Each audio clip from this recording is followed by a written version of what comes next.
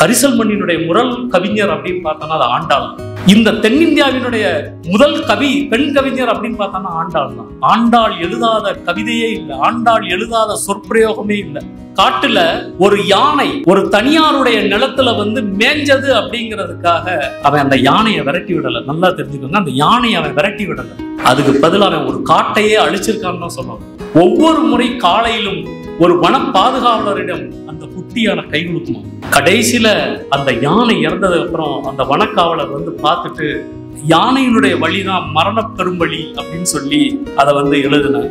நான் கிராமத்தெல்லாம் வாழ்றேன் அப்படிங்கிறது இந்த எண்ணம் எனக்குள்ள எப்படி பிறந்ததுன்னு எனக்கு தெரியாது. ஆனா அந்த கிராமம் எனக்கு நிறைய கத்துக் கொடுத்தது, அந்த கிராமம் எனக்கு நிறைய சொல்லி கொடுத்தது. நான் வாழ்ந்த மூதாதையர்கள் நான் பார்க்கிற அந்த கள்ளங்கபடம் இல்லாத அந்த மனசு. பேருந்துல ஏறி வருவோம், என்னைக்காவது ஒரு நாள் தான் ஊருக்கு போவோம். அவர் வயசு 70 இருக்கும், உட்கார் தங்கம் அப்படின்பாரு.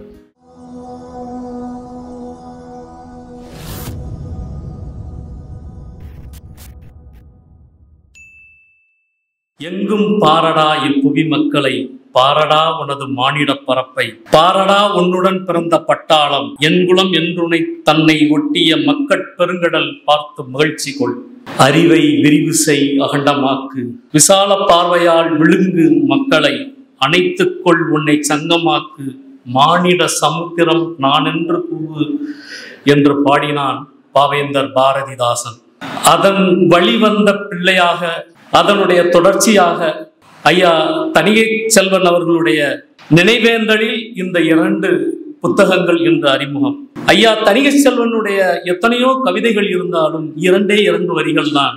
எங்கள் வாழ்வும் எங்கள் வளமும் மங்காத வர்க்க போரன சங்கே முழங்கு என்று பாடினார். பாவேந்தருடைய ஒரே ஒரு வரியை மாற்றினார். பாட்டாளி வர்க்கத்தினுடைய தலை நிமிர்ந்தது. திரு இலக்கிய பேராசிரியர் இலக்கியனுடைய அந்த விரைப்பாத்தி என்ற சிறுகதை தொகுப்பும் பனைவிடலி என்ற சிறுகதை தொகுப்பும் காலத்தால் நின்று பேசும். அவர் அப்படியான சிறுகதை எழுத்தாளர். வண்டல் மண்ணிலிருந்து தீஜாவிலிருந்து தொடங்கி எத்தனையோ கரிச்சான் குஞ்சு எத்தனையோ ஆளுமைகள் இருக்கிறார்கள். ஆனால் அவர்களையெல்லாம் தாண்டி இன்று இலக்கியன் அவர்கள் வழிவந்து நின்று பேசிக் கொண்டிருக்கிறார். அதற்கு அவர் மொழி சாட்சி. அதற்காக அவருக்கு பாராட்டுக்கள். அடுத்ததாக என்னுடைய கவிதை தொகுப்பை பேசிய ஐயா அவர்கள், நான் திரும்பி திரும்பி பார்க்கிறேன், அவர் யோசிச்சு பார்க்கிறேன். அவர் சொல்ற ஒவ்வொரு வரிகளும் நான் என்னென்னலாம் நினைச்சு எழுதியிருப்பேனோ அதுக்கு பின்னாடியே பேசிக்கிட்டே இருக்காரு. எனக்கு ஆச்சரியமா போச்சு. எப்படி எந்த இடத்துல துவங்கணும், எந்த இடத்துல முடிச்சோம். காக்கை குருவிகளின் ஜாதி அப்படிங்கிற அந்த பாரதியினுடைய நினைவை வைத்துதான் அந்த வசந்தகால பறவை வசந்தகால கதையை சொல்ல ஆரம்பித்தார் தாத்தா அப்படின்னு வரி எழுதினேன். அதை எங்கிருந்து என் மனசுக்குள்ள இருந்து உருவினாரா இல்ல இந்த கவிதைகள் இருந்து உருவினாங்களான்னு எனக்கு தெரியல. காலத்தை தாங்கும் ஆணிகள் அப்படிங்கிற ஒரு கவிதையை பத்தி பேசினாங்க. அந்த கவிதை ஆனந்த விகடன்ல ஒரு பக்கத்துக்கு வந்தது. அந்த ஆணியினுடைய படமும் இந்த கவிதையும் போட்டிருந்தாங்க. இந்த காலத்தை தாங்கும் ஆணிகள், அப்போது விவசாயிகளுடைய போராட்டம் டெல்லியில நடந்துகிட்டு இருந்தது. அப்ப ஆணி அரைஞ்சிருந்தாங்க. ஆனா அந்த நேரத்துல இந்த கவிதை வந்தது. இந்த கவிதை வந்தது எனக்கு பெரும் மகிழ்ச்சி. ஆனால் அதையும் தாண்டி மக்களினுடைய குரலாக ஒழிச்சு கொண்டிருக்கின்ற கரிசக்காட்டினுடைய குயிலாக இன்னும் எப்போதும் நிலைத்திருக்கின்ற கதை சொல்லி ஐயா பா ஜெயபிரகாசம் எனக்கு ஒரு மெசேஜ் அனுப்பியிருந்தாங்க, குறுந்தகவல். ஒரு கவிஞன் சிறு துருமையை கூட விட்டுறக்கூடாது, நீங்க அந்த சிறு துருமை பிடிச்சிருக்கிறீங்க அப்படிங்கிற ஒரு பாராட்டு ஒரு 10 வரியில் எனக்கு அனுப்பிச்சிருந்தாங்க. அதை நான் இன்னும் பொக்கிஷமாக பாதுகாக்கிறேன். அதுதான் இந்த கவிதைக்கினுடைய மிகச்சிறந்த விருதா நான் நினைக்கிறேன். அந்த விவசாயிகளுடைய போராட்டத்தின் போது அவர் அந்த கவிதை வருது. இரவு 6:30க்கு நான் என்னுடைய முகநூல் பக்கத்தை திறக்கும் போது ஃபர்ஸ்ட் வர்ற குறுந்தகவலே தான் ஐயா ஜெயபிரகாசத்திடமிருந்து. ஒரு மட்டற்ற மகிழ்ச்சி. ஏதோ ஒரு என்ன சொல்றது, ஒரு மனிதனுக்கு இறக்கை இருந்தா எப்படி இருக்கும் அப்படி பறந்தேன் அப்படின்னு சொல்லலாம். அதற்கப்புறம் மரண பெருமொழியை பத்தி ஐயா சொன்னாங்க. உங்களுக்கு தெரியும், காட்டுல ஒரு யானை ஒரு தனியாருடைய நிலத்துல மேஞ்சது அப்படிங்கிறதுக்காக அவன் அந்த யானையை விரட்டி விடல. நல்லா தெரிஞ்சுக்கோங்க, அந்த யானையை அவன் விரட்டி விடல, அதுக்கு பதில் அவன் ஒரு காட்டையே அழிச்சிருக்கான்னு சொல்லணும். அவன் என்ன பண்ணா, யானையை விரட்டினா ஓடிரும், யானையை அடிச்சா ஓடிரும், யானையை கல்லெடுத்து எரிஞ்சா ஓடிரும் நினைச்சவன் அதை எதுவும் செய்யாம ஒரு டயரை ரவுண்டா ஒரு இருக்கிற டயர்ல தீய பொருத்தி யானையினுடைய அந்த இதுல மேல அப்படி போட்டுறான்.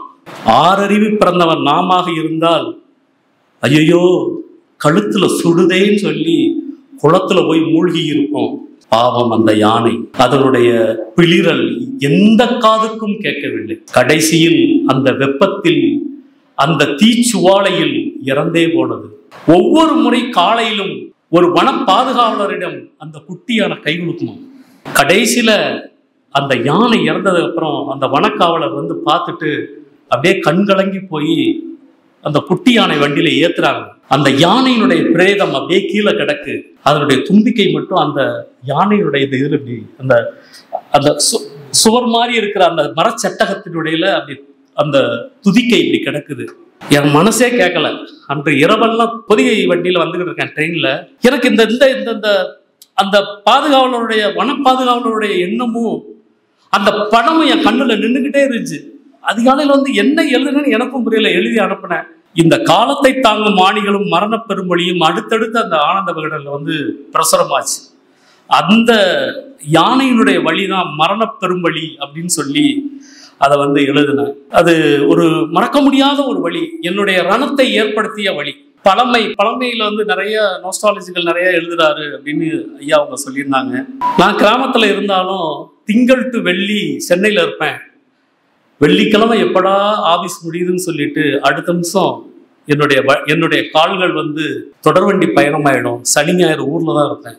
எனக்கு சொந்த ஊர் வந்து ராஜபாளையத்துக்கும் சங்கரங்கோயிலுக்கும் இடையில ஒரு குட்டி கிராமம், அருகன்குளம் சொல்லி ஒரு குட்டி கிராமம். ஏன் சனி ஞாயிறு நாங்க போனேன் அப்படின்னா, அந்த 5 நாள் எனர்ஜி வந்து அந்த 2 நாள்ல எனக்கு கிடைச்சிடும். அதை வச்சுதான் சென்னையில வந்து ஓட்டுவேன். இப்படித்தான் என்னுடைய பயணங்கள் போய்கிட்டு இருக்குது.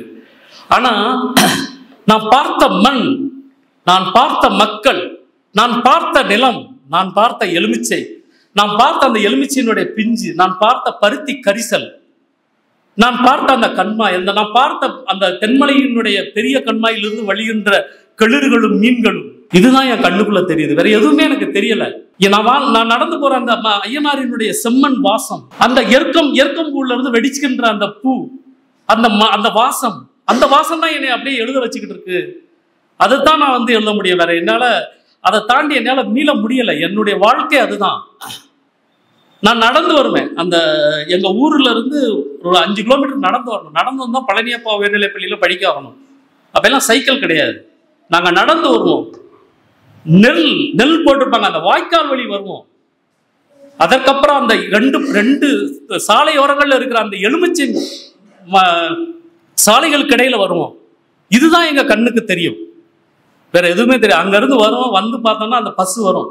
8 மணிக்கு அந்த பேருந்துல ஏறி மறுபடியும் போய் கிளாஸை முடிச்சுட்டு வருவோம். இப்படித்தான் எங்க வாழ்க்கை போய்கிட்டு இருந்தது.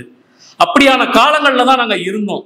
அப்படியான வாழ்க்கை தான் எனக்கு இருந்துச்சு. ஒருவேளை என்னமோ நான் அந்த கிராமத்துல வளர்ந்ததுனால என்னமோ இன்னும் என்னால அந்த கிராமத்தை மறக்கவும் முடியல. அந்த கிராமத்தோட தான் நான் பயணமாகிக்கிட்டு இருக்கேன். எல்லாரும் சொல்லுவாங்க நகரத்துல வீடு கட்டு அப்படின்னாங்க. எனக்கு நகரத்துல வீடு கட்டுறது எனக்கு புரியல. நான் நகரத்துல எனக்கு 1000 வீடு வாங்க முடியும், 2 வீடு வாங்க முடியும்.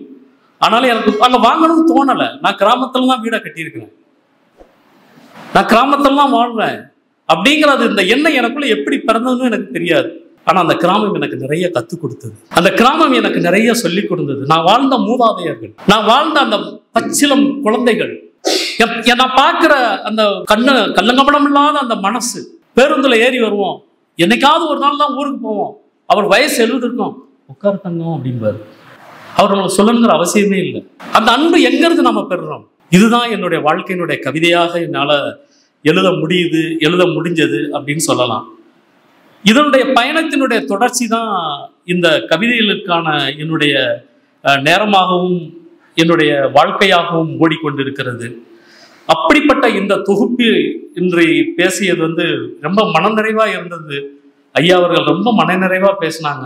அதுல முக்கியமா ஆண்டாளினுடைய கவிதையை மேற்கோள் காட்டியது நான் ஒரு பெருமையா தான் நினைக்கிறேன். ஏன் அப்படின்னா, நானும் அந்த கரிசல் மண்ணில தான் உருவாகியிருக்கிறேன். கரிசல் மண்ணினுடைய முதல் கவிஞர் அப்படின்னு பார்த்தோன்னா அது ஆண்டாள். இந்த தென்னிந்தியாவினுடைய முதல் கவி பெண் கவிஞர் அப்படின்னு பார்த்தோம்னா ஆண்டாள் தான். ஆண்டாள் எழுதாத கவிதையே இல்லை, ஆண்டாள் எழுதாத சொற்பிரயோகமே இல்லை. அதிலிருந்து உருவானது அப்படிங்கும்போது ஒரு ஒரு ஒரு பெருமையாகத்தான் இருக்கிறது, மார்தட்டி சொல்லிக் கொள்ளலாம். ஆனா அந்த அளவுக்கு எழுதியிருக்கோமான்னு தெரியாது, ஏதோ கொஞ்சம் வந்திருக்கோம் அப்படிங்கிறது ஒரு மன நிறைவா இருக்குது. ஆனா அதற்கு பின்னாடி இவ்வளவு தூரம் இருக்கிற இந்த எளிய அன்பு இருக்கு இல்லையா, அதுதான் என்னை இவ்வளவு தூரம் என்னை பயணப்பட வைத்திருக்கிறது. இந்த புத்தகம் சோளக்காட்டு பொம்மை வந்த உடனே அடுத்த புத்தகம் பத்தி யோசிக்கவே இல்லை. இந்த புத்தகத்தினுடைய அகிலநிலா வெளியீட்டகம் ஐயா ஆரூர் தமிழ்நாடன் அவருடைய இளைய பையன் இலக்கியன் அடுத்த ஒரு தொகுப்பு கொண்டு வரணும் அப்படின்னு சொல்லி மெனக்கெட்டு கேட்டு குறுகிய நாட்கள்ல இந்த புத்தகத்தை கொண்டு வந்தோம்.